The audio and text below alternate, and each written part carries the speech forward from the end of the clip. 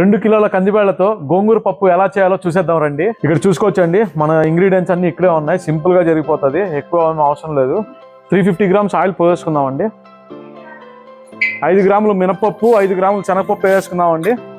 40 గ్రాములు ఆవాలు, 50 గ్రాములు జీలకర్ర వేసుకుందాం. ఇప్పుడు 10 గ్రాములు ఒట్టిమిరపకాయలు వేసుకుందాము. ఒట్టిమిరపకాయలు అనేది కాస్త నల్లబడాలి, అప్పుడే ఫ్లేవర్ మంచిగా వస్తుంది అన్నమాట. ఒట్టిమిరపకాయల ఫ్లేవరు. ఒక 80 గ్రామ్స్ వెల్లుల్లి కూడా వేసుకుందాం. దాంతోపాటు ఇప్పుడు కరివేపాకు వేసుకుందామండి, ఒక 8 గ్రాములు. దాంతోపాటు ఇంగువ ఒక 5 గ్రాములు అండి. పసుపు ఒక టేబుల్ స్పూను వేసుకొని కలుపుకుందాం. ఆనియన్స్ సన్నగా కట్ చేసుకున్న ఆనియన్స్ 500 గ్రామ్స్ అండి. పచ్చిమిరపకాయలు 200 గ్రాములు అండి.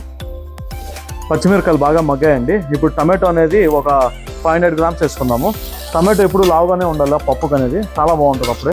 ఇప్పుడు 2 కిలోల గోంగూర వేసుకుందామండి. ఇది వెయిట్లో చెప్తున్నాను, బంచెస్గా చెప్పడం కష్టము, అందుకే వెయిట్ ప్రకారం చెప్తున్నాను. కాసేపు కలుపుకోకుండా ఇలాగ పెట్టేస్తే కానీ బాగా మగ్గుతుంది అనమాట. ఆ వేడికి కాసేపు మూత పెట్టేద్దామండి, బాగా మగ్గిపోతుంది.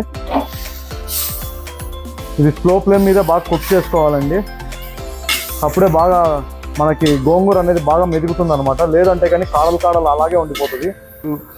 180 గ్రామ్స్ సాల్ట్ వేసుకుందామండి. రాళ్ళుప్పు వేసుకోవాలి, ఎందుకంటే రాళ్ళుప్పు చాలా మంచిది అనమాట. దానికోసమే మేము ఎప్పుడు ప్రతి దాంట్లోకి రాళ్ళుప్పు యూజ్ చేస్తాం. గోంగూర అనేది ఒక 80% కుక్ అయిందండి. అలాంటి టైంలో మనం వచ్చేసి ఒక 100 ml గుజ్జు తీసి పెట్టుకున్న చింతపండు వేసుకుందామండి. మీరు చింతపండు డైరెక్ట్ వేసుకునేటట్లయితే కానీ ఒక 40 గ్రామ్స్ వేయండి. లేదు ఇలాంటి గుజ్జు తీసి పెట్టుకునేటట్లయితే ఒక 100 గ్రామ్స్ వేసుకోండి, కరెక్ట్గా వస్తుంది. మనము ఎర్ర గోంగూర తీసుకున్నా కూడా అది పులుపు అనేది అవ్వదు మనకి పప్పు అనేది.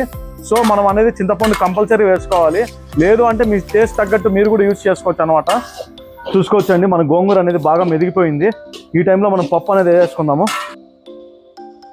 ఒక 10 నిమిషాల పాటు ఇలాగే వేపుకోవాలండి బాండీలోనే. చూసుకోవచ్చండి, బాగా బాయిల్ అయిపోయింది.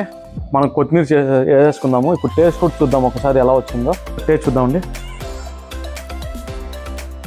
చాలా బాగుంది, అదిరిపోయింది, పుల్లగా అసలు ఎక్సలెంట్గా ఉంది. కాస్త నెయ్యి వేసుకొని తిన్నాం అంటే మాత్రం అదిరిపోతుంది. అప్పడం పెట్టుకొని